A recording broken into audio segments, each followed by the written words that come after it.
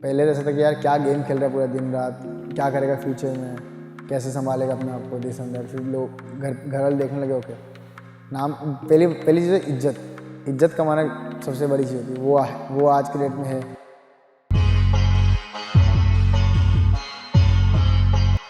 So this is our gaming setup.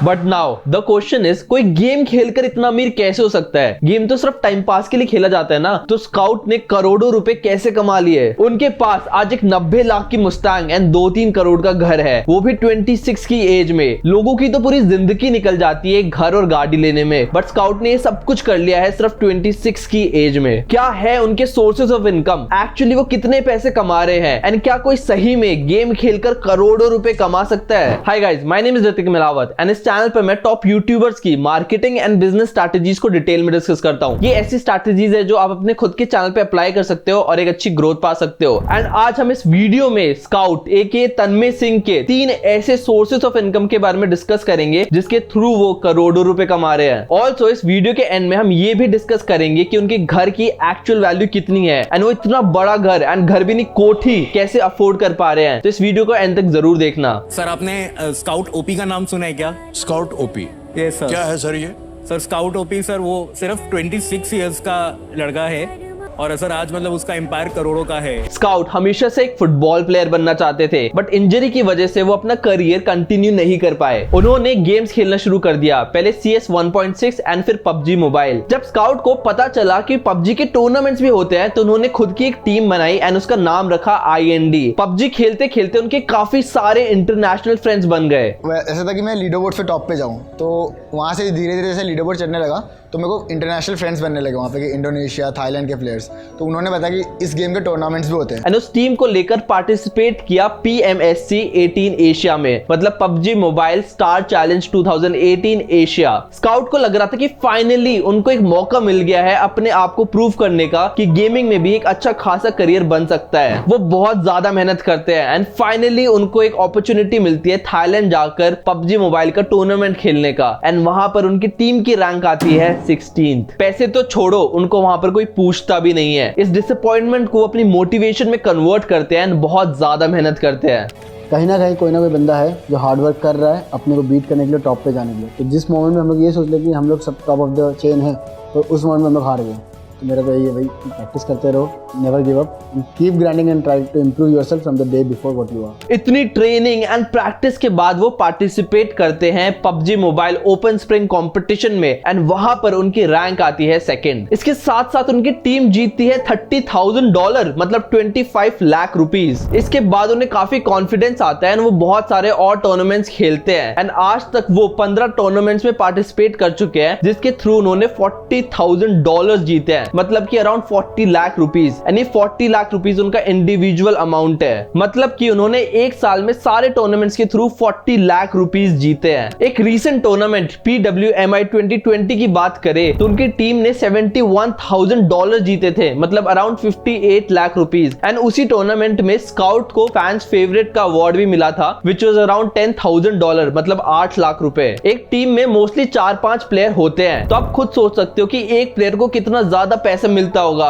And to be very honest, ये scout का major source of income भी नहीं है। जब स्काउट ने इतने सारे टूर्नामेंट्स जीत लिए तो ई स्पोर्ट्स ने उनको हायर कर लिया एज अ प्रोफेशनल गेमर, जो कि बहुत बड़ी बात है। अब ई स्पोर्ट्स अपने प्लेयर को एक फिक्स सैलरी देता है एंड ये सैलरी स्काउट के लिए है अराउंड $34,000, मतलब 28 लाख रुपीस। बट क्या आपको पता है कि स्काउट से भी ज्यादा एक और बंदे को सैलरी मिलती है एंड उसका नाम है क्लच गॉड। उनकी सैलरी है 43 लाख रुपीस। सोचो यार, गेम खेलने कितनी ज्यादा सैलरी मिल रही है, और चाहिए ही क्या। मतलब लोग काम से ब्रेक लेने के लिए गेम्स खेलते हैं एंड सोचो अगर आपका काम ही गेम खेलना हो, और सिर्फ काम ही नहीं, आपको उसके पैसे भी मिले 43 लाख रुपीस, मतलब इतनी अच्छी खासी सैलरी तो एक सॉफ्टवेयर इंजीनियर की भी नहीं होती इंडिया में। अब टूर्नामेंट्स के साथ साथ स्काउट ने अपना सेकंड बिजनेस स्टार्ट किया जो कि था यूट्यूब। अब मैं आपको एक जेन्युइन तरीके से बताता हूं कि स्काउट यूट्यूब के थ्रू कितना पैसा कमाते हैं, स्ट्रीम्स एंड एडसेंस सब कुछ मिला के। एंड डोंट वरी, यहां पर मैं सोशल ब्लेड के स्टैट्स नहीं दिखाने वाला। लास्ट ईयर डायनामो गेमिंग ने अपनी सैलरी गलती से रिवील कर दी थी। आप ये वाली वीडियो देखो। एक सेकंड रुको गाइस, मैं पहले आप लोग की चैट यहाँ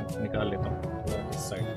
एंड गाइज यहाँ पे आप लोग देख सकते हो लास्ट 28 डेज का एनालिटिक्स, जहाँ पे लास्ट 28 डेज में डायनामो का $4,377 का इनकम हुआ है, which is around 3.5 lakh rupees per month. मतलब डायनामो गेमिंग यूट्यूब के थ्रू 3.5 लाख रुपीज कमाते हैं पर मंथ, जो कि बहुत बड़ी बात है। अब हम कैलकुलेट करते हैं कि अगर डायनामो गेमिंग 3.5 लाख रुपीज कमा रहे हैं पर मंथ, तो स्काउट कितना कमाते हैं। तो जब डायनामो गेमिंग को 3.3 मिलियन व्यूज आए थे तो उन्होंने 3.5 लाख रुपीज कमाए थे। मतलब हम कह सकते हैं अराउंड उनको 1 मिलियन व्यूज के 26,000 रुपीज मिलते हैं। अब देखो ये व्यूज ना बहुत ज्यादा फ्लक्चुएटिंग होते हैं। हो सकता है कि आपको एक महीने में 20 मिलियन व्यूज भी मिल जाए एंड कुछ महीने आपको 10 मिलियन व्यूज भी ना मिले। ये काफी ज्यादा फ्लक्चुएट करता है। तो हम लोग एक एवरेज वैल्यू निकालेंगे। लास्ट ईयर स्काउट के चैनल पर अराउंड 122 मिलियन व्यूज आए थे एंड अगर हम उन व्यूज को मल्टीप्लाई करें 26,000 को, क्योंकि देखो यार डायनामो गेमिंग एंड स्काउट दोनों की नीश काफी सेम है तो उनका CPR भी सेम होगा। तो that comes around 34 lakh rupees per year. मतलब स्काउट ने लास्ट ईयर यूट्यूब के थ्रू 34 लाख रुपीज कमाए थे एंड ये उनके 2021 की इनकम थी। 2022 में वो आराम से 40 लाख रुपीज पर ईयर कमा रहे होंगे। मतलब वही around 3.5 lakh per month. And अगर हम इन्हीं नंबर से सौरभ जोशी की इनकम निकाले तो उनके चैनल पर सिर्फ एक महीने में 338 मिलियन व्यूज आते हैं। मतलब जितने व्यूज स्काउट को पूरे साल में नहीं आते उससे ट्रिपल व्यूज सौरभ जोशी को सिर्फ एक महीने में आते हैं। तो उनकी इनकम आती है around 88 lakh rupees per month through YouTube AdSense. वैसे सच अगर बताऊं तो सच में ये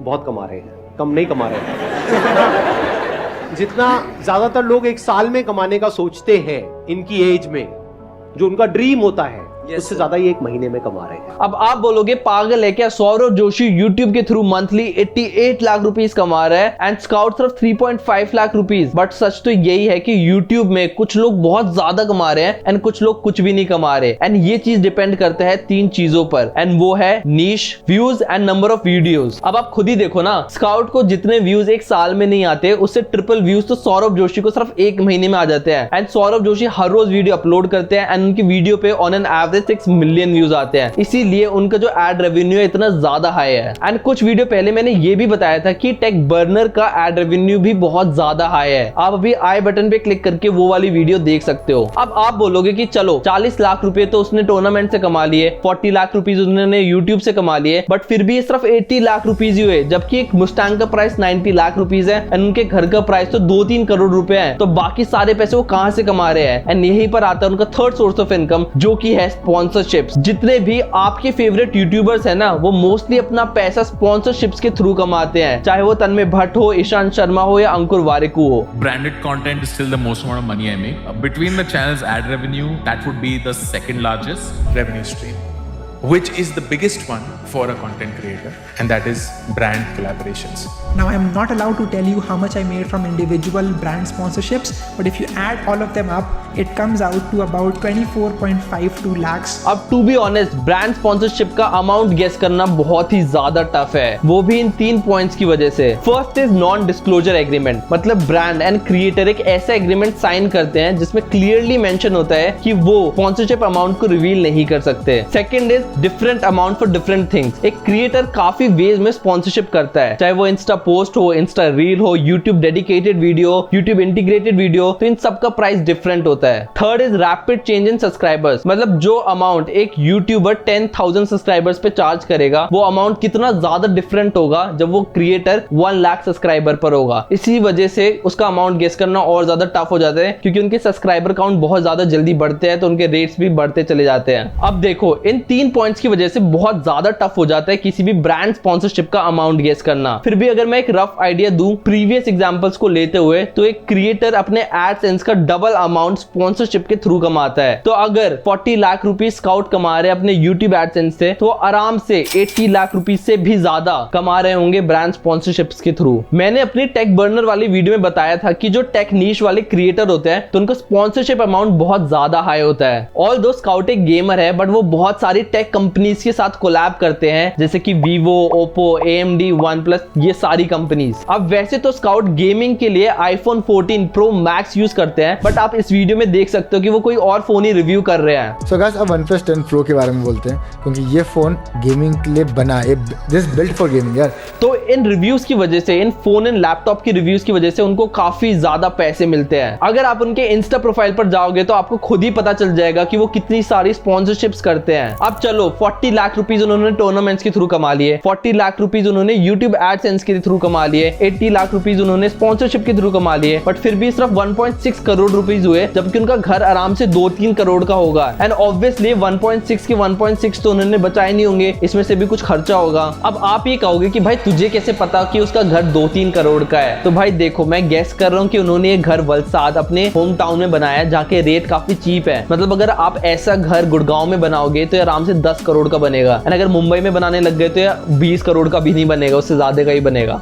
and to be very honest, 2 crore भी कोई छोटी वैल्यू नहीं है 26 साल के लड़के के लिए। अब देखो, अगर किसी भी बंदे में दिमाग होगा तो वो डायरेक्टली पैसे देकर घर परचेज नहीं करेगा। मतलब फोन थोड़ी ना कि आप वन टाइम पेमेंट करके सीधा खरीद रहे हो। मेरे हिसाब से स्काउट ने घर लोन लेकर बनाया है, जिसको आराम से 2-3 साल में पूरा कर देंगे। मतलब वैसे भी अगर आप एक होम लोन लेते हो तो आपको काफी टैक्स सेविंग बेनिफिट्स मिलते हैं। होम लोन्स के ना काफी बेनिफिट्स हैं, एंड वैसे भी स्काउट की इनकम आगे आगे बढ़ेगी ही, एंड वो काफी ब्रांड्स के साथ लॉन्ग टर्म पार्टनरशिप में भी है, तो उनको एक स्टेबल इनकम अब मिल रही होगी पर मंथ। बेसिकली 2 करोड़ का घर बनाने के लिए आपको 2 करोड़ रुपए नहीं चाहिए, आप लोन लेकर आराम से बना सकते हो। आपको घर भी मिलेगा, टाइम भी मिलेगा, एंड टैक्स सेविंग बेनिफिट्स भी मिलेंगे। अब देखो, जितनी मैंने स्काउट की वीडियो देखी है उसमें मेरे को लग रहा है कि बंदा फिर भी थोड़ा बहुत शो ऑफ कर देता है कि मेरा नया घर में नई गाड़ी वगैरह, बट काफी ऐसे यूट्यूबर्स हैं जो स्काउट से बहुत ज्यादा पैसा कमा रहे हैं बट कभी भी रिवील नहीं करते। मतलब टेक बर्नर ने तो अपना नया घर भी ले लिया बट कभी भी उस पर वीडियो भी नहीं बनाई। आप मेरी ये वाली वीडियो देख सकते हो टेक बर्नर की, एंड ये वाली वीडियो फाइनेंस विद शरण की है, जिसमें मैंने बताया कि कैसे बंदे करोड़ों रुपए कमा रहे हैं स्काउट से बहुत ज्यादा, बट कभी भी ये शो ऑफ भी नहीं करते। अगर आपको ये वीडियो अच्छी लगी तो लाइक करना मत भूलना। कमेंट सेक्शन में मुझे जरूर बताना कि मैं नेक्स्ट किसके ऊपर वीडियो बनाऊं, एंड ऐसे अमेजिंग कंटेंट के लिए do subscribe to my channel. Okay guys, so that's it for the video. Okay, thank you, bye.